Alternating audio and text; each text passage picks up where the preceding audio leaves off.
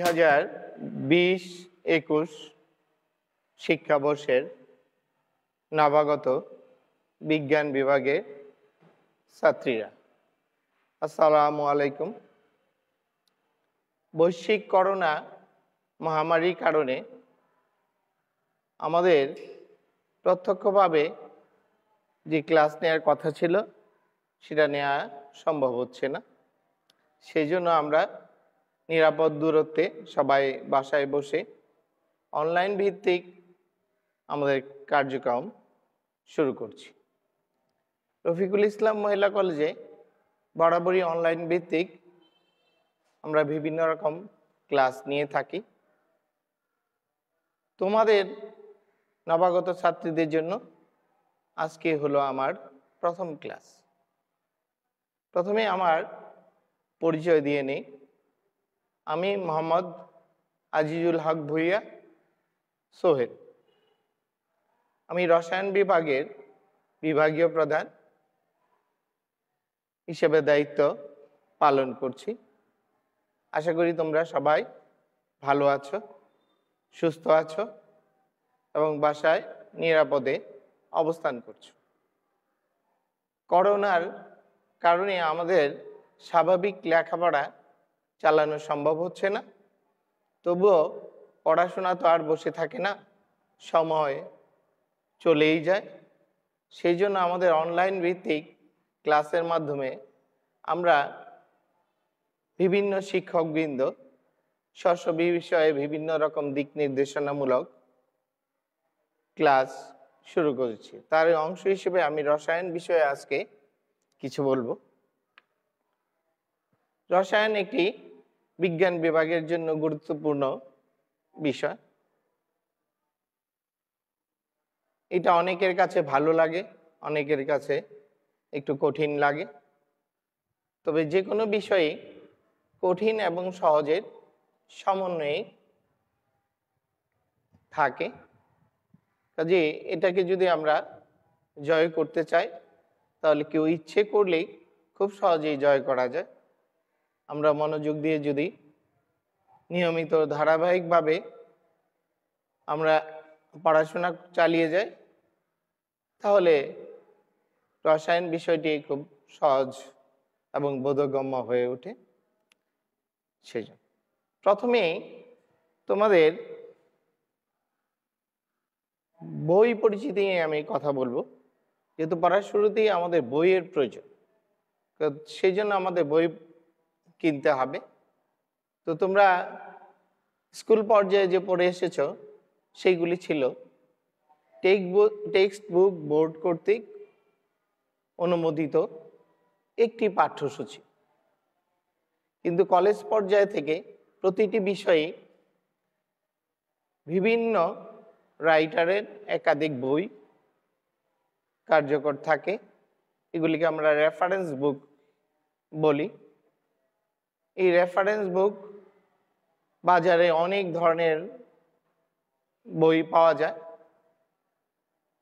আমরা যত বেশি বই পড়তে পারবো ততই আমাদের জ্ঞানের পরিধি বাড়বে।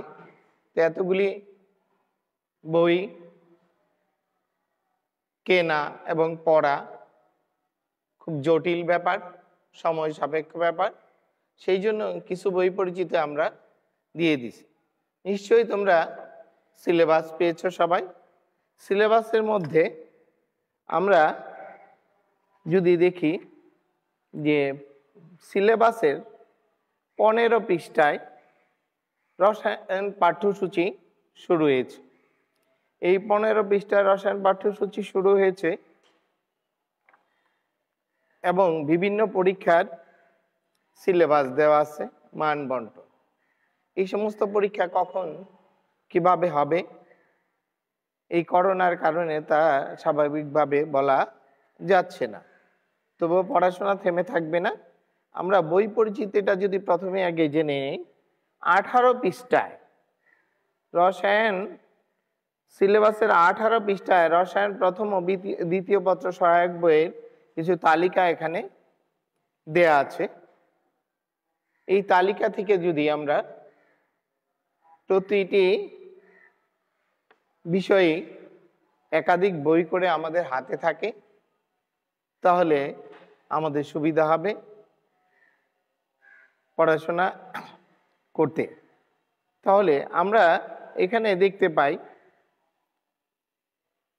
তালিকায় 1 2 3 4 5 6 রসায়ন প্রথম পত্রের 1 2 3 4 5 6 এই 6টি প্রথম 6টি বই। এই 6টি বইকেই আমরা মূলত গুরুত্ব দিব। এই 6টি বইয়ের যদি থেকে যে কেউ কমপক্ষে 2টি বই কেনা উচিত। 2টি বই না কিনলে পরিপূর্ণতা লাভ করে না। 3টি থাকলে আরো ভালো। আমরা 1 2 3 4 5 6 আর তোমরা যদি পাশাপাশি বান্ধবীরা থাকো তাহলে একটা বই কমন কিনে দুইজনে দুইটা ভিন্ন রাইটারের বই যদি কিনতে পারো তাহলে তোমাদের মধ্যে বিনিময় করে ওই বইগুলি সম্পর্কে ধারণা লাভ করতে পারবে। কাজেই আমি বলবো প্রথমেই সবাই রসায়ন প্রথম পত্র বই কেনার জন্য সবাই প্রথমে রসায়ন প্রথম পত্র বই কিনবে, এটাই তোমাদের শুরুতে পড়তে হবে। পরবর্তীতে আমরা যখন নির্দেশনা দিব তখন দ্বিতীয় পত্র বই কিনতে হবে। আপাতত রসায়ন প্রথম পত্র বই কিনবো 1 2 3 4 5 6 ক্রমিক নাম্বার থেকে কমপক্ষে 2টি বই আমরা বাছাই করে কিনবো। 1 নম্বরে লেখা আছে লেখকের নাম ডক্টর সরোজকান্তি সিংহ হাজারি ও হারা দন্নাগ, এই দুইজন মিলে লিখেছে। 2 নম্বর আমরা কাজল ব্রাদার্সের ডক্টর মোহাম্মদ মহসিন হোসেন, রাজাউল হক, সুবীর চৌধুরী, অনিল চন্দ্রনাথ, তারা লিখেছে। 3 নম্বর সঞ্জিত কুমার গুহ লেকচার পাবলিকেশনের বই।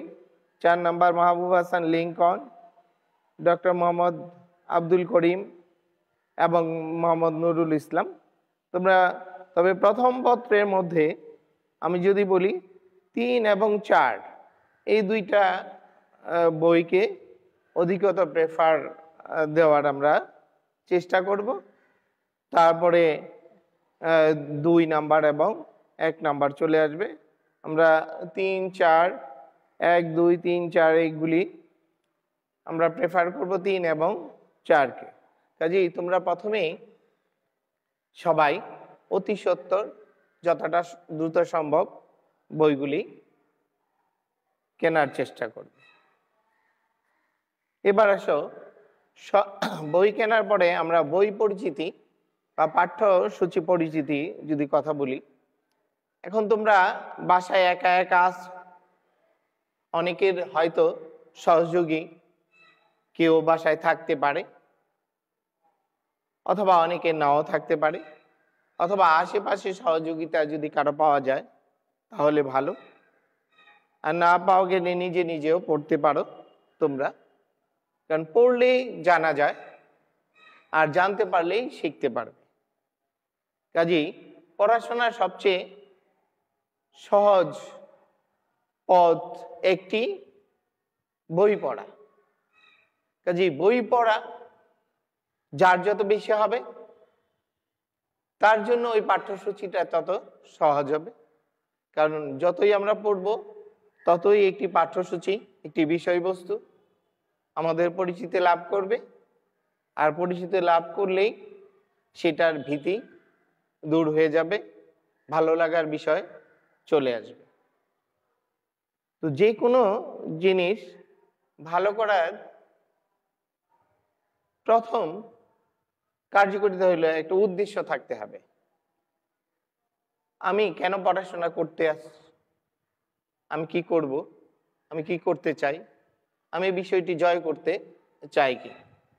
এই যদি আমাদের প্রথম লক্ষ্য হয় তাহলে বিষয়বস্তু, পাঠ্যসূচি কোনো কিছুই আমাদের বাধা সৃষ্টি করতে পারবে না, আমরা সহজেই পড়তে পারবো। এখন আসো আমরা 15 পৃষ্ঠায় প্রথম সাময়িক পরীক্ষার একটি পাঠ্যসূচি দেয়া আছে, তোমরা নিজে নিজে বাসায় চেষ্টা করে অনেক কিছুই পড়তে পারবে। তবে রসায়ন যে কোনো জিনিস প্রথমে লাইনগুলি ভালো করে পড়তে হবে, বিশেষ কোনো শব্দ, বিশেষ কোনো লাইনকে বিশেষভাবে চিহ্নিত করে রাখতে হবে এবং ওই জিনিসগুলি বারবার পড়তে হবে। পড়লেই সহজে আমাদের বোধগম্য হবে, সহজ লাগবে, আমাদের ভীতি দূর হবে। আমরা এখানে প্রথম সাময়িক পরীক্ষার একটি সিলেবাস দিয়েছি। এই সিলেবাসটি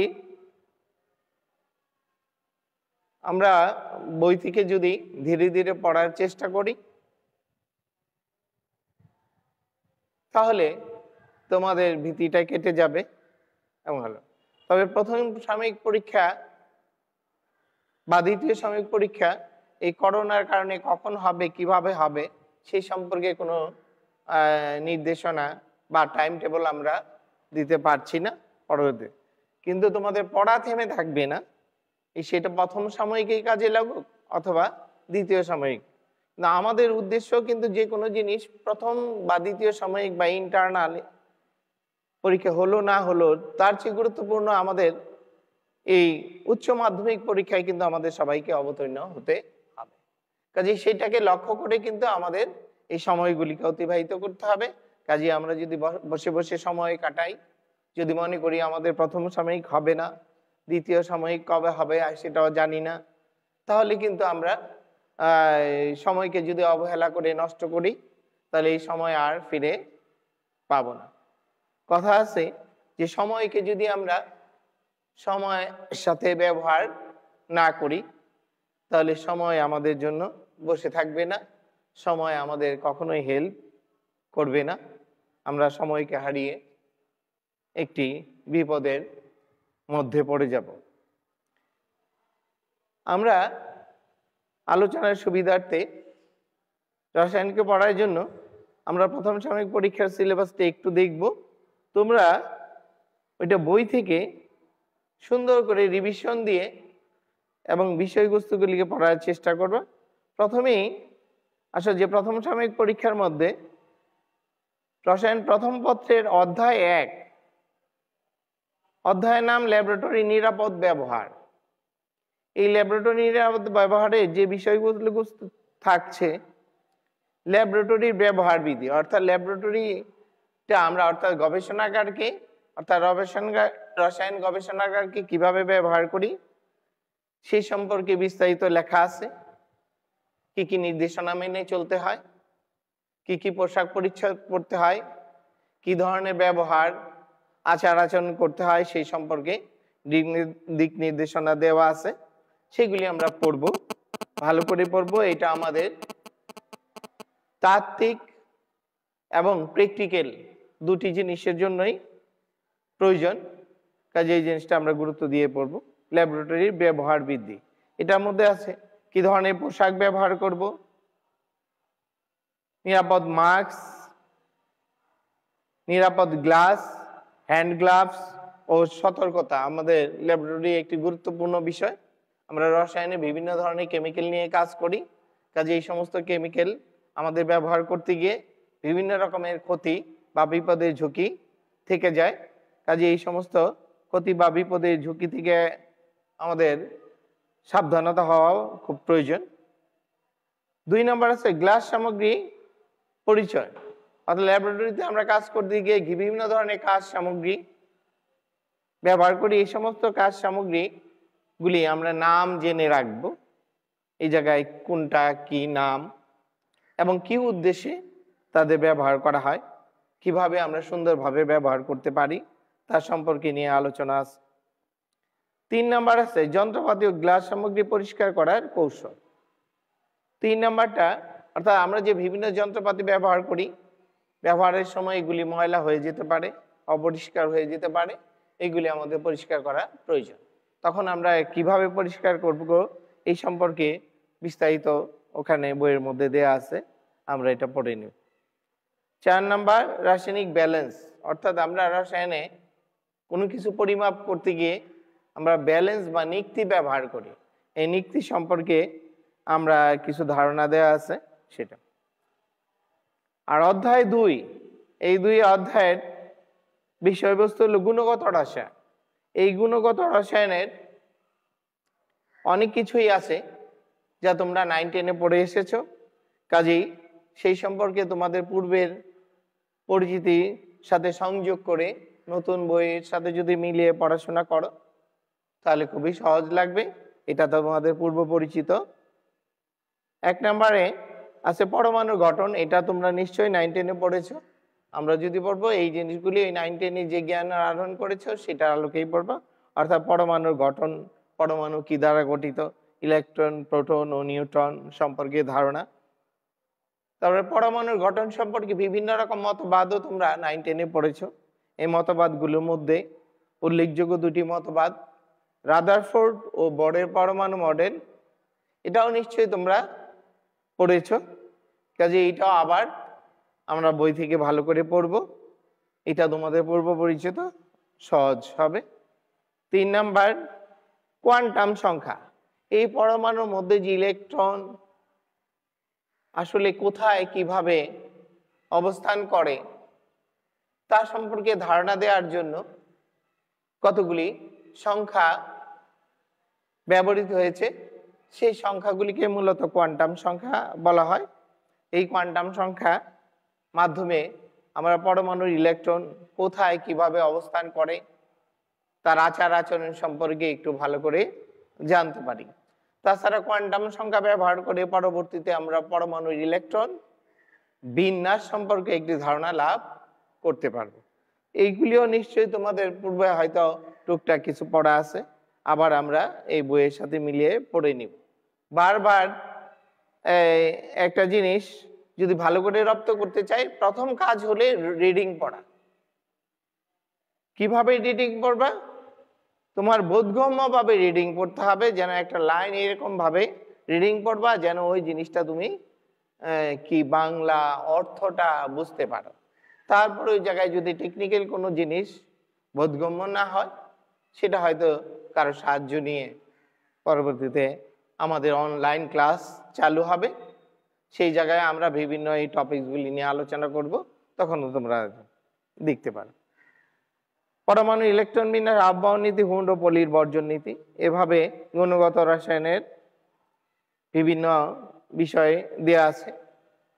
তারপর আমরা 3 নম্বরে মৌলের পর্যায়বৃত্তীয় ধর্ম ও রাসায়নিক বল।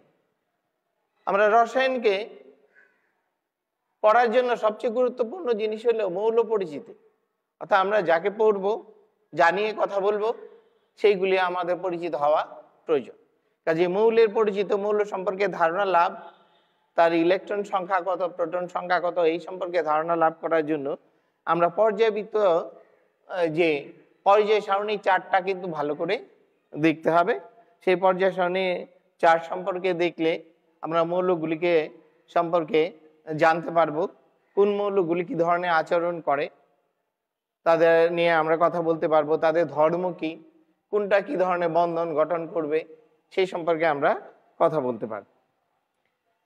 এভাবে 1, 2 এবং 3টি অধ্যায় আমাদের প্রথম এইটা পড়ানো শুরু হবে। এই অনলাইনের ক্লাসে এইগুলি আমরা ধারাবাহিকভাবে পড়িয়ে যাওয়ার চেষ্টা করব, তারপরেও তোমরা কিনে এগুলি পড়ার চেষ্টা করো।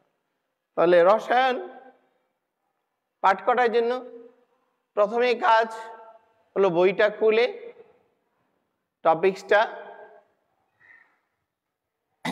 চিহ্নিত করে প্রথমে ভালো করে রিডিং করতে হবে। বিশেষ বিষয় শব্দ, বিশেষ বিশেষ লাইনগুলিকে চিহ্নিত করতে হবে। যে সমস্ত শব্দ বা বাক্যগুলি তোমাদের বোধগম্য হবে না সেইগুলিকে চিহ্নিত করে রাখতে হবে। তারপরে তো তোমরা জানো সবাই যে আমরা বর্তমানে পড়াশোনার পদ্ধতি হলো সৃজনশীল পদ্ধতি। কাজে সৃজনশীল পদ্ধতি পড়ার জন্য আমাদের দুইটা জিনিসকেই খেয়াল রাখতে হবে। এক, বুঝতে হবে। 2 নম্বর হইল বিশেষ বিষয় বা সময়কে চিহ্নিত করে এবং জ্ঞানমূলক জিনিসটাকে মুখস্থ করতে হবে। আমি যদি জ্ঞানমূলক জিনিসটাকে মুখস্থ করি তাহলে হবে। কাজেই সেই জন্য পড়ার জন্য আমি এই জায়গায় 3টি স্টেপ দেই রসায়নের।